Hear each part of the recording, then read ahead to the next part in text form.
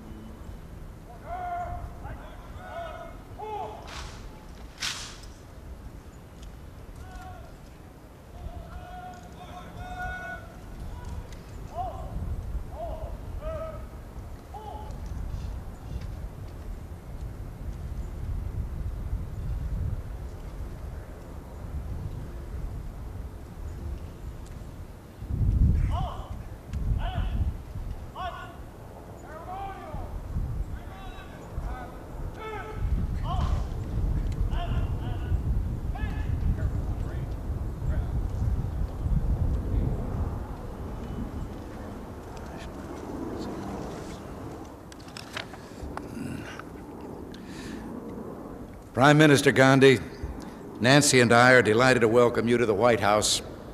And let me add a personal note. It is good to see you here again as leader of the great Indian democracy, which provides a unique opportunity for us to broaden and deepen the dialogue we began last autumn in Mexico. Through our talks, we can help to reach a renewed recognition of the mutual importance of strong, constructive ties between India and the United States. In searching for words to describe the focus of your visit to Washington this week, I came upon a statement that you had made in Delhi when Roy Jenkins visited in 1980. And at that time, you said, "The great need in the world today is to so define national interest that it makes for greater harmony, greater equality and justice, and greater stability in the world." Well, that is more than an eloquent description of enlightened national interest. It can also serve to describe the foundation of the relationship between the United States and India, a relationship we seek to reaffirm this week. A strengthening of that relationship based on better understanding is particularly important at this time. Your father once said that the basic fact of today is the tremendous pace of change in human life. The conflicts and the tensions of the 1980s posed new challenges to our countries and to all nations which seek, as India and the United States do, freedom in a more stable, secure, and prosperous world. As leaders of the world's two largest democracies, sharing common ideals and values, we can learn much from one another in discussing concerns and exploring national purposes. From this understanding can come greater confidence in one another's roles on the world stage and a rediscovery of how important we are to one another. Prime Minister Gandhi, we recognize that there have been differences between our two countries, but these should not obscure all that we have in common, for we are both strong, proud, and independent nations guided by our own perceptions of our national interests. We both desire the peace and stability of the Indian Ocean area and the early end of the occupation of Afghanistan. We both seek an equitable peace in the Middle East and an honorable settlement of the Iran-Iraq conflict. We both seek a constructive approach to international economic cooperation, building on the strong links even today being forged between the economies of the United States and India. Beyond that, India and the United States are bound together by the strongest, most sacred tie of all, the practice of democratic freedoms denied to many peoples by their governments.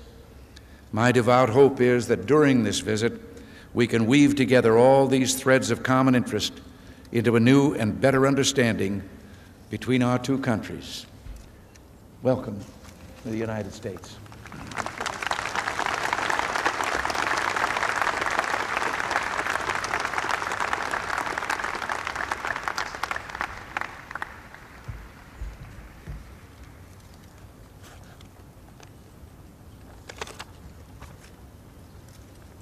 Mr. President and Mrs. Reagan, to me, every journey is an adventure, and I can say that this one is an adventure in search of understanding and friendship. It is difficult to imagine two nations more different than ours. As history goes, your country is a young one. Over the years, it has held unparalleled attraction for the adventurous and daring, for the talented as well as for the persecuted. It has stood for opportunity and freedom. The endeavors of the early pioneers, the struggle for human values, the coming together of different races have enabled it to retain its elan and dynamism of youth. With leadership and high ideals, it has grown into a great power. Today, its role in world affairs is unmatched. Every word and action of the President is watched and weighed and has global repercussions.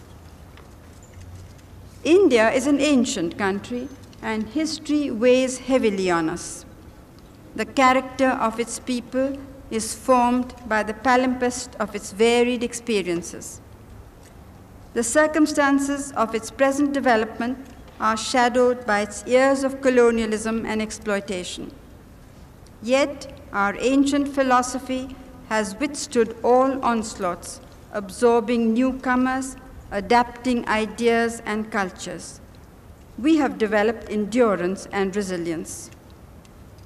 In India, our preoccupation is with building and development.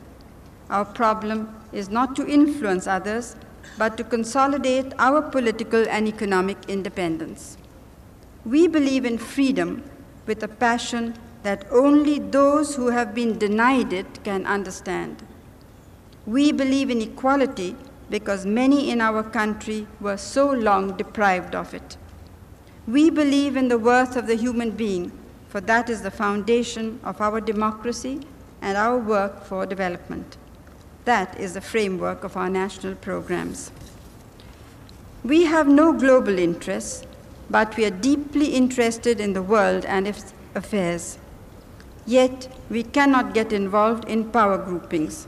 That would be neither to our advantage, nor would it foster world peace. Our hand of friendship is stretched out to all. One friendship does not come in the way of another. This is not a new stand. That has been my policy since I became Prime Minister in 1966. No two countries can have the same angle of vision, but each can try to appreciate the points of view of the others. Our effort should be to find a common area, howsoever small, on which to build and to enhance cooperation. I take this opportunity to say how much we in India value the help we have received from the United States in our stupendous tasks. I look forward to my talks with you, Mr. President, and getting to know the charming Mrs. Reagan. I thank you, Mr. President, for your kind invitation, for your welcome and your gracious words. I bring to you, to the First Lady, and to the great American people, the sincere greetings and good wishes of the government and people of India.